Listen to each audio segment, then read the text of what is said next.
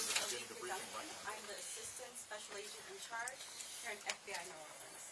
Thank you for being here today and for your patience. First, I want to acknowledge the victims of today's horrific attack. The FBI and our partners are working diligently to investigate and find answers on behalf of the victims, the citizens and residents of Louisiana, and everyone visiting the city.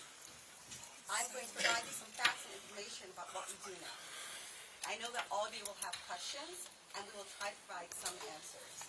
But this is an ongoing investigation that's rapidly evolving. So there are some questions I will be unable to answer at this time. The FBI is the lead investigative agency, and we're investigating this as an attack of terrorism along with our partners. Today at approximately 3:15 a.m. Central Standard Time, an individual drove a pickup truck into a crowd on Bourbon Street in New Orleans, killing at least 10 individuals and injuring dozens more. After hitting the crowd, he exited the vehicle and fired upon local law enforcement. Law enforcement returned fire and the subject was pronounced deceased at the scene. 2 law enforcement officers were injured and transported to local hospitals. The subject has been identified as 42-year-old Samsud Dim Jabbar, a U.S.-born citizen from Texas. He was driving a Ford pickup truck, which appears to be rented, and we are working to confirm how the subject came in possession of this vehicle. An ISIS flag was located on the trailer hitch of the vehicle, and the FBI is working to determine the subject's potential associations and affiliations with terrorist organizations. Weapons and potential improvised explosive devices, IEDs, were located in the subject's vehicle. Other potential IEDs were also located in the French Quarter. As of now, 2 IEDs have been found and rendered safe. The FBI Special Agent bomb technicians, as well as our local law enforcement partners, have been working to determine if any of these devices are viable, and they will work to render those devices safe. The FBI, we are working with our partners to investigate this as an act of terrorism. We're aggressively running down all of the leads to identify the possible subject's associates. We're working to ensure that there is no further threat.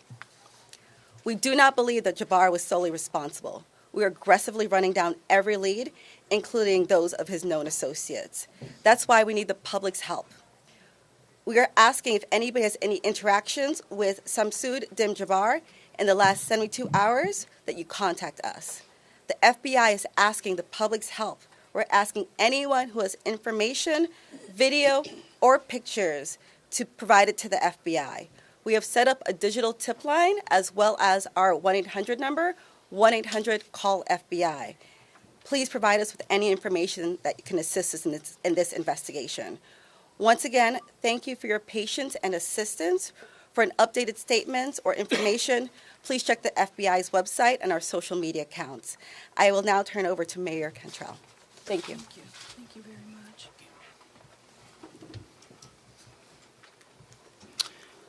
Thank you, Agent Duncan, for your leadership and the full support of the FBI.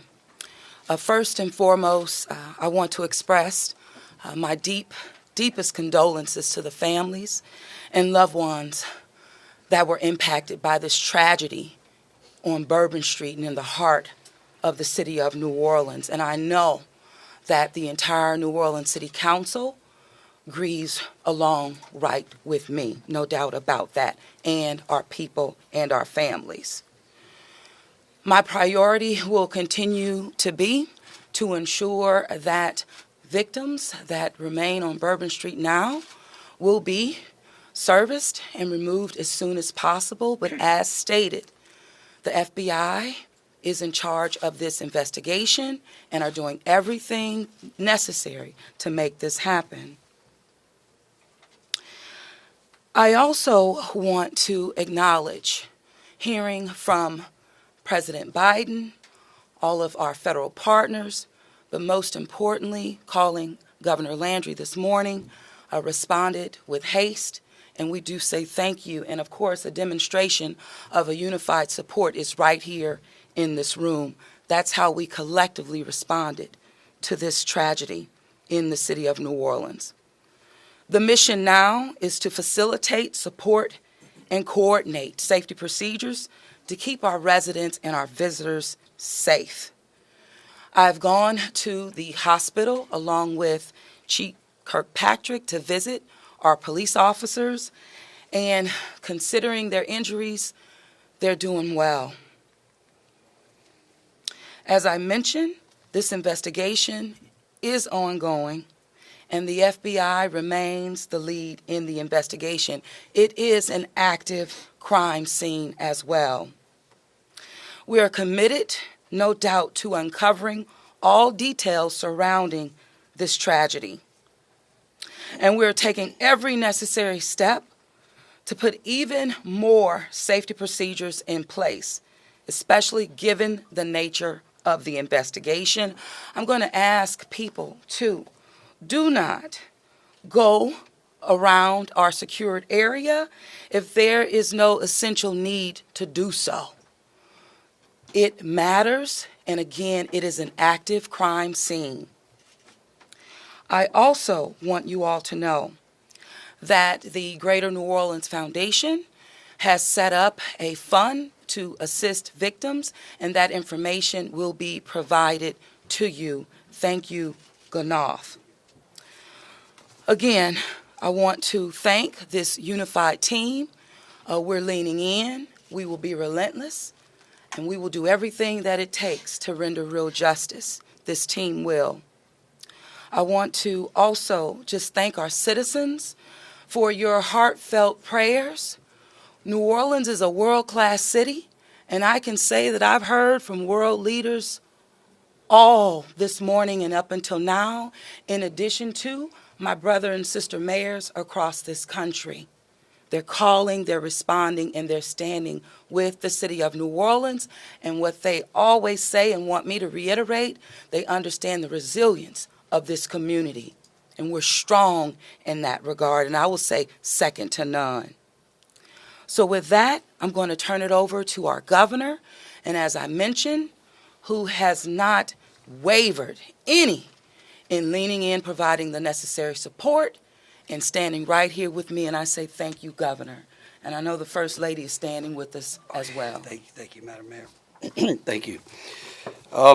Again, I want to thank the Mayor. Since about 3:45 this morning, when she called me, we have all been working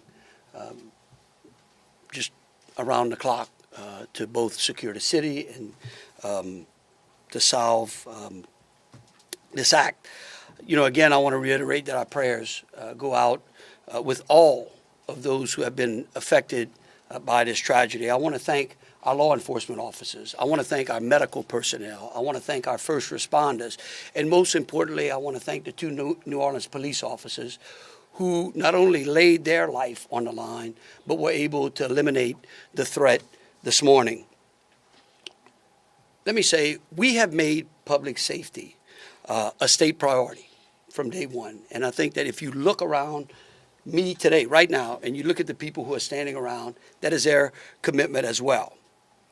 We intend to be transparent in assessing any defects that may have existed in the system so that we can address them. It's the only way to ensure that any mistakes that were made are corrected. Specifically, we have been trying and working very diligently to address security concerns in preparation for the Super Bowl since October. And it's interesting because, ironically, in preparation for the Super Bowl, I had intended to issue an emergency declaration tomorrow so that we could bring all of our federal, state, and local agencies to bear in preparation for the Super Bowl and Mardi Gras. But because of the events today, I have amended that emergency declaration and issued it today.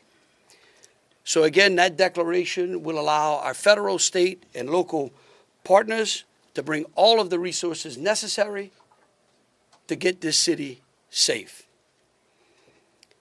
In light of that executive order, I have also ordered the mobilization of a military police company. I've asked General Freelou to mobilize a military police company to assist both New Orleans Police and LSP and the FBI. It is important for our citizens and guests of this state to know that we are doing everything we can to secure their safety in this city. We want to make it clear, the Superdome and the surrounding area is safe. But I've always said that the safety of this entire city is something that is always paramount to me. With that, I would like to turn it over to Jeff with the Super Bowl Commission. Jeff Dunley.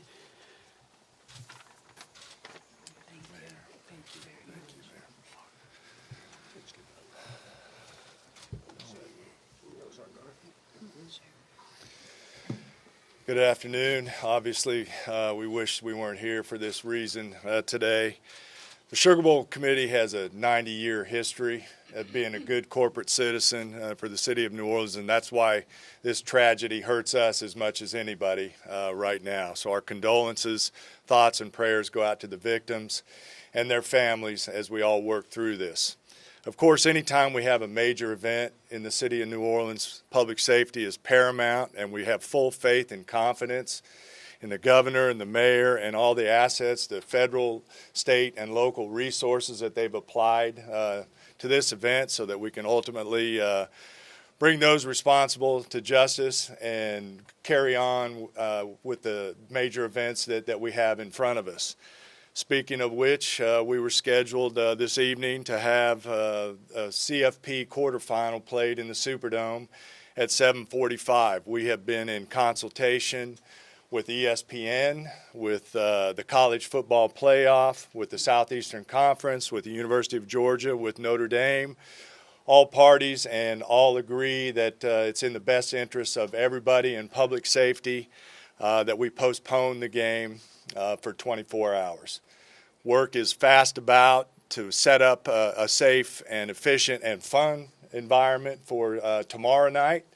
There'll be more details on that in the coming hours, but for now, that's the plan, that we're going to move forward and play the game. And again, we reiterate our thanks to everyone up here for the important work they're doing. We live in the fun and games world with what we do, but we certainly recognize the importance of this, and we're going to support it 100%. So thank you.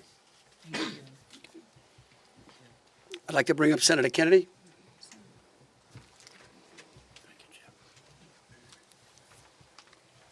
I wish I understood better why bad things happen to good people. If I make it to heaven, I'm going to ask. For those people who don't believe in objective evil, all you have to do is look at what happened in our city early this morning. I am, if this doesn't trigger the gag reflex of every American, every fair-minded American, I'll be very surprised. I'm here because these are my people. I'm here because these are my people's friends. I'm here because there are a lot of Louisianians that are scared tonight. I don't want them to be. There's a lot of information going around. Some of it is actually true. Some of it isn't. The federal government is now in charge of this investigation. By that I mean the White House, the FBI, the Department of Homeland Security, and the Department of Justice. I have not talked to the FBI. Maybe they've talked to my staff. I don't know. I did talk to the Secretary of Homeland Security a little while ago. And I told him that with all the respect I could muster, that we expect to put the full force and resources of the federal government behind this investigation. Our state troopers, our local police departments, our sheriffs, we've got many sheriffs here today, have been terrific so far. The federal government is cooperating with them. I hope that will continue. Here's what I want to ask from the federal government. Catch these people. Catch these people. And then tell the American people the truth. Now, I don't want you to tell us yet anything that's going to interfere with your investigation. And there are things that I've been told that I think are true that I'm not sharing with you today because it could interfere with their investigation. But after we get to the bottom of this, they need to tell the American people the truth, and the people of New Orleans the truth, and the people of America the truth. I think the mayor and the governor are very wise to postpone this ball game for 24 hours. There's just too much stuff we don't know, and it's just not worth it. But I guess my final point is, I will promise you this. I will, when it is appropriate and this investigation is complete, you will find out what happened and who was responsible. Or I will raise fresh hell. And I will chase those in the federal government who are responsible for telling us what happened, like they stole Christmas. Thank you, Senator. Thank you, Senator Kennedy. Congressman Carter, I think. Thank you, Governor. Thank you, Mayor. Thank you, Senator Kennedy. Thank you to all of our law enforcement agents for doing a yeoman's job, for stepping up at a time when we needed you most, for employing the resources of all of our partners. This is all hands on deck, from the White House all the way down. I've been in communication with the White House since early this morning. Secretary Mayorkas, leaders in all of our federal, local, and state agencies.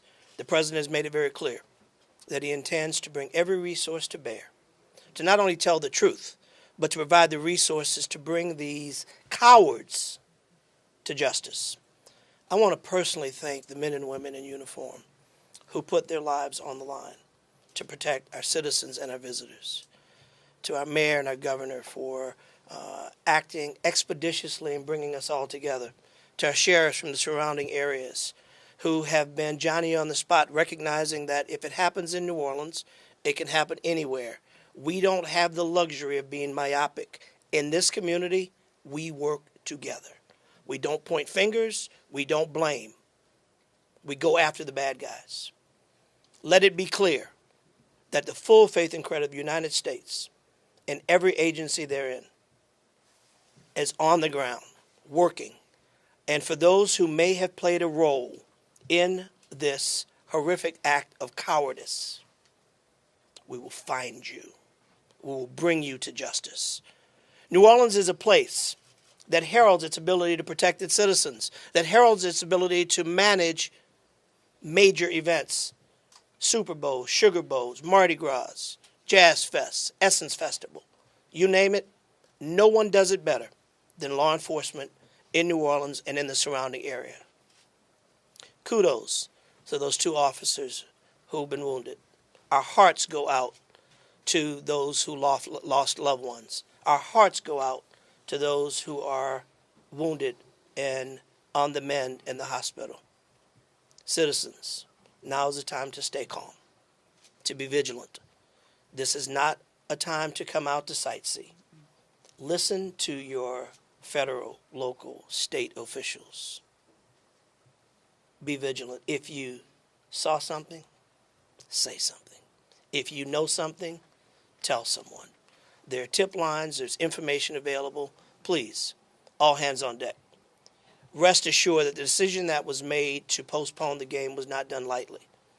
It was done with one single thing in mind: public safety. Making sure that the citizens and visitors of this great city, not only for this event, but for every event you come to in Louisiana, that you will be safe. And we will use every resource possible, as the governor has said, as the mayor has said, and every law enforcement agent here has said. Our energy, our commitment will be to make sure that you are safe now and for every event in the future. God bless you, and let's stay strong. Thank you, Congressman. Attorney General.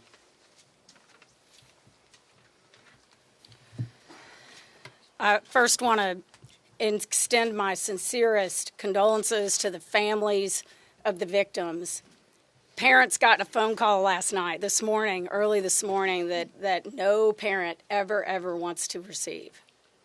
And as a parent of children who come to New Orleans and spend time here, I know that that is just something that, you know, we hold our breath sometimes till they're home safe, and some people did not come home safe.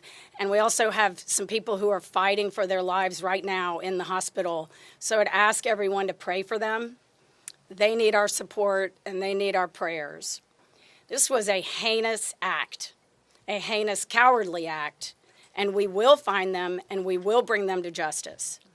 My office will be providing both investigative and prosecutorial support to the City of New Orleans, to the District Attorney, Jason Williams in New Orleans, as I have done for months.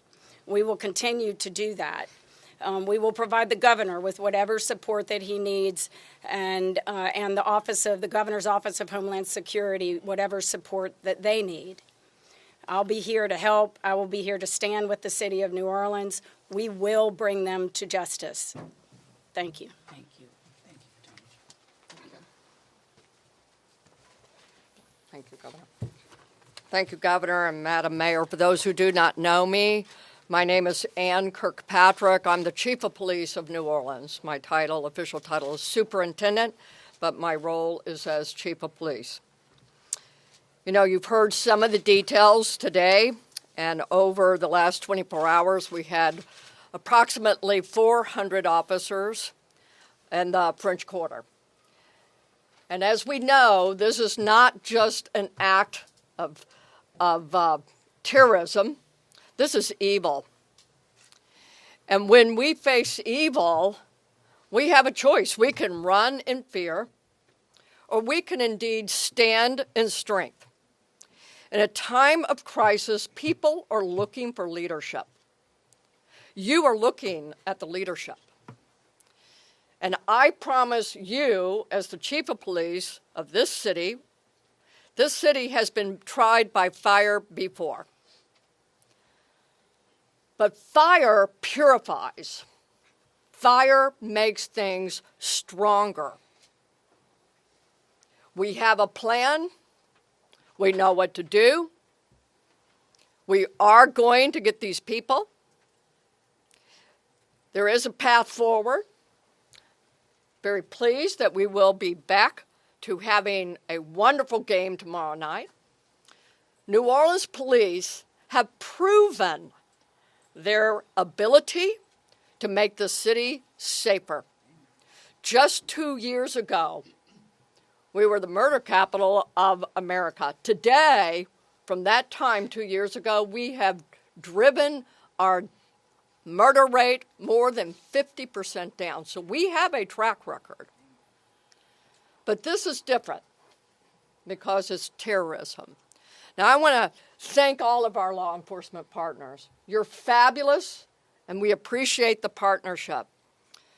But last night, 3 of our officers engaged this terrorist who shot at them. 3 of the officers returned fire. Those officers did not run in fear. I liked what the mayor said this morning. New Orleans police and all law enforcement is built. We are built for dealing with evil, with things that would cause others to be in fear, but instead our officers, and last night NOPD particular, stood strong. They did not run. They did kill the terrorist. We have 2 officers indeed who received gunfire. They will be okay. We have personally gone to see them. But this is leadership for you. And I promise, as the Chief of Police of this fantastic city, that I will be strong and firm and fearless. Thank you.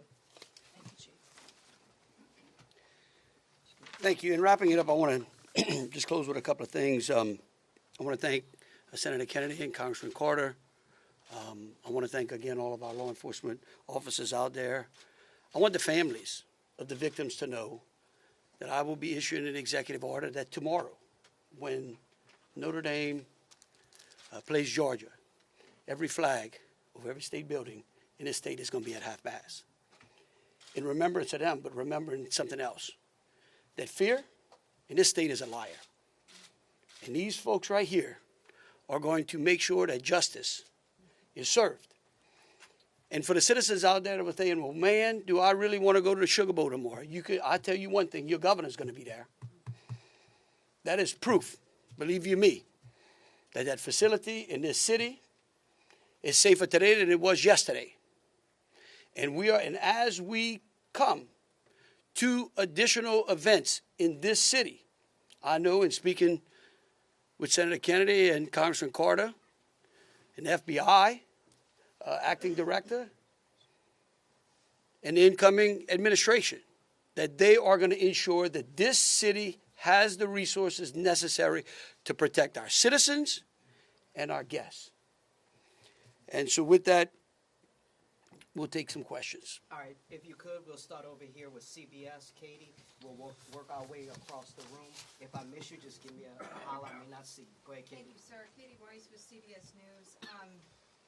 I mean, I think this has been a really tough day for a lot of people, but at this point, we're hearing that the death toll, according to some FBI sources, has gone up to 15. Is this true? Who wants to answer that? Yeah. I can speak to it, You- because unless you have a final number. We do not have a final number. We know that we have confirmed 10, but we did have people who had been transported who were in critical condition. And so I do not know that, but I can confirm 10. And one quick follow-up question, if I may. We know that there have been some local records in Texas about a misdemeanor background on this suspect. Any signs or warnings ahead of time about this person or their plans for what happened this morning? Because that is the investigation part, I will give the FBI. At this time, we cannot go into details about the subject's history. What I can tell you, the person was an Army veteran. We believe he was honorary discharge, but we're working through this process, figuring out all this information. The goal with the FBI is providing you with the most accurate and complete information. So once that information is confirmed, we'll make sure we push that out. Thank you. Ariel. At this time, do you know exactly, as far as the victims, how many are from here in Louisiana versus out of state, and their ages maybe? At this time, I can't go into details about all the victims. We want to make sure that first that the family is notified appropriately before we put any information out there. So once the families are all notified, then we'll go ahead and release a statement to everyone. And I would ask the press, in relation to the victims and those that are in hospital, if we could just refrain from worrying about them so their loved ones can take care of them, and the medical personnel that are trying to get them out of the hospital can do so. And as information becomes available, but we want to respect the privacy of those who are still either fighting for their lives or being cared for. Thank you. A follow-up, if I may. Go ahead. You guys mentioned accomplices. You don't think that the suspect acted alone. About how many more suspects are you guys looking into at this point? It's a range of suspects, and right now with the FBI, we do not want to rule anything out, so that's why we're asking if anyone has had any interaction with the deceased subject Jabbar in the last 72 hours, provide us with this information. You can provide us that information through 1-800-CALL-FBI or our digital tips line, which is available on our social media website, as well as the big FBI website. Can I say something right quick? Tell me who you're with. WDSU. WDSU, okay, and CBS. NBC's over here on the right. Oh, that's an unusual position. I don't get it. You wouldn't. Look, the FBI is not going to be able to answer those questions, okay? They will eventually, I promise you, okay? Once the FBI has a chance to investigate all this, along working with state police, working with Homeland Security, working with the city of New Orleans, they're going to tell you what happened. I can promise you that, or I'm going to raise fresh hell. But right now, they're in the process of trying to catch the other bad guys. and I want to give them the benefit of the doubt for a while. 26. Yeah, I had a question about the victims.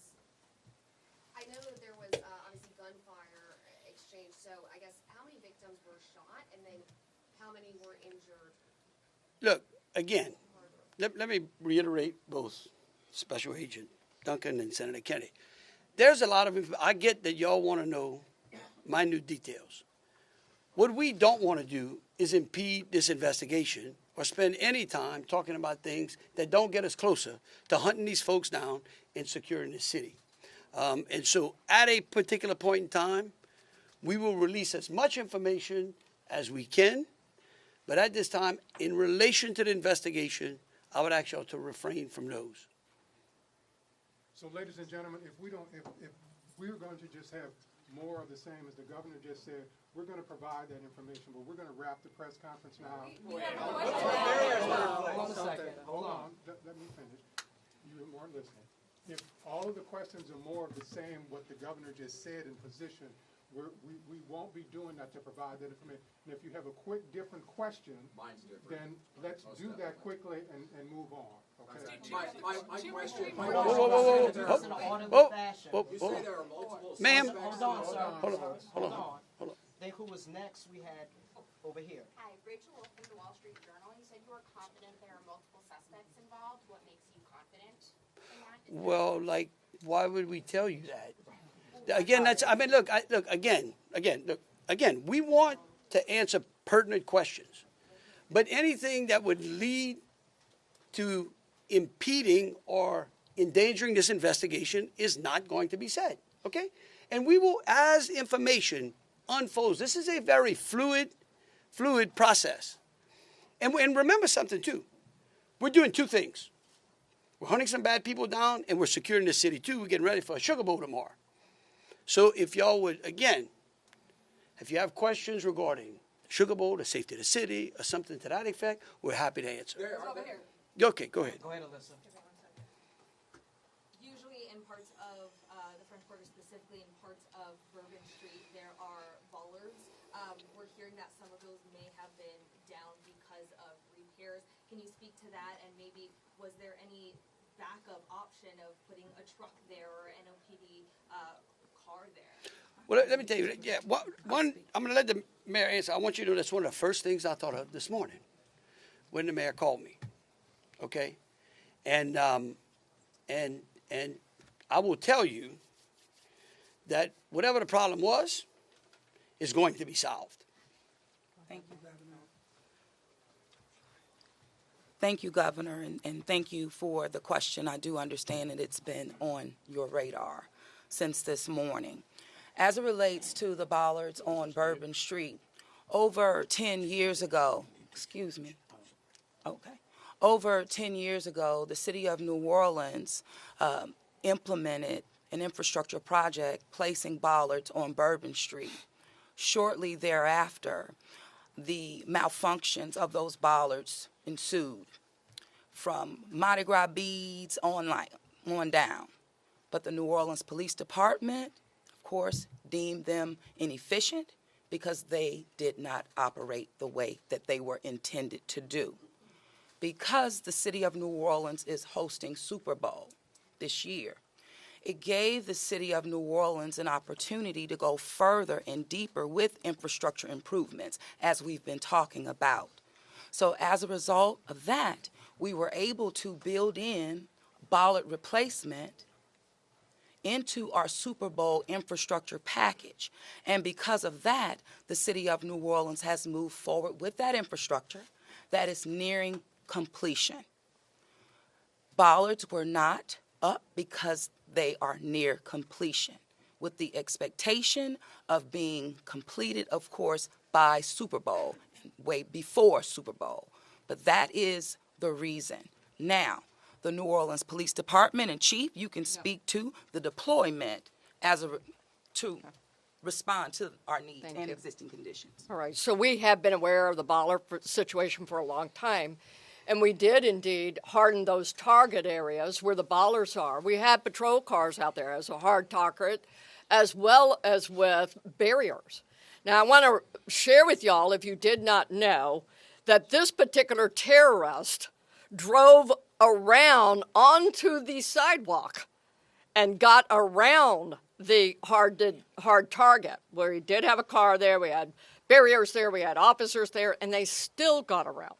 Now, the wedges that you see out there as well, we knew that that had malfunction problems. And I want you to understand, let's say we put the wedge up and it got stuck. There is no way that ambulance could get in or out, people couldn't get in and out, so we knew that these were malfunction. So we did indeed have a plan, but the terrorist defeated it. Yeah, let me just say this. We recognize we got a problem right here, right? We're going to fix it. It is going to be a top priority as we go into the Super Bowl and Mardi Gras. And the solution that we're going to come up with is going to be a permanent one. It's going to be placed into the standard operating procedure of having major events and securing that quarter. A follow-up, if I may. Obviously, Sugar Bowl, of course, going to win tomorrow, but I'm sure after that game, a lot of people are going to want to celebrate. Are there plans to keep Bourbon Street closed? What does that look like? So right now, Bourbon Street is an active crime scene, and the FBI is in charge of it. When they clear it, and it does not become an active crime scene anymore, we're going to open it up. Potentially. With Fox 8. Can we ask about this military police presence that you want to call it? Is this a private security like Blackwater? Also, would that be a first that a private security firm is mobilized to supplement local and state law enforcement? No. We're not. This is our National Guard. These are our citizens that we bring it in. It's a military police company that we recognize we need some more resources. We need some more boots on the ground because, again, what we're doing now is twofold. We've got an active investigation and we've got enhanced security. Before this event, we were just enhancing and working on security. So we brought some additional resources. Jesse Kirsch with NBC News. Thank you for holding this press briefing. I just want to clarify something first. You were just talking about bollards that are being repaired, talking about a lift gate that are replaced and then a lift gate that's not been working. Was there a vehicle in place of that lift gate last night? Were there things in place of those bollards which are being repaired? Sure, the chief spoke to the plan in place, and that is yes. That was indeed. So anything that is currently in the midst of being repaired had a backup replacement? It had vehicles and officers were there where all of those ballasts have been. We had that. We knew. So we did have it. And like I said, in this particular case, terrorists just went all the way around up onto the sidewalk. And what about for the lift gate? Was there a vehicle like backing in and out to block that lift gate area, or was that just down and open? Because that's what we've heard from witnesses. Chief, Captain. The reason I'm calling the captain, he's the captain over that district, and that is a question I'm going to let him address for you. Good evening, everybody. I'm Captain LaJean Roberts of the 8th District. Yes, we did have a vehicle strategically placed right in front of the wedge, preventing access onto the roadway. And in terms of the framework of security that was already in place on Bourbon Street, I know this is an ongoing project of improvement, but with how that was all aligned, was someone getting up on a sidewalk considered impossible or nearly impossible, or was this not something you expected you would have to account for? Yes, of course, it wasn't something we expected to account for. The bollards they're actually wedges. They're strategically placed 5 locations throughout the French Quarter on the roadway. This particular terrorist drove onto the sidewalk behind the police car to gain access to the 100 block of Bourbon Street. So if you're worried about someone ever driving down Bourbon Street, why weren't you worried about someone driving up the sidewalk in the same way, or at least bracing for the same way? Okay. All right, look. We could go on what ifs forever. This is evil. And that guy could have easily gone down the sidewalk of Canal Street, where there were a ton of pedestrians on there as well. And there are. That's right. No, right. Right. Hold on a second. We gotta move on. Just want you to know, however, we recognize, I said earlier, that where there are defects in this system, we are going to be transparent. and we are going to address them with the city and make sure that we fill those gaps as best we can. Yeah. Yeah, Chelsea Bracer with Axios. I have a question just about sort of ongoing public safety today. Special Agent mentioned two possible IEDs. Were those in the same location? Should residents in the French Quarter or elsewhere be concerned about potential other situations?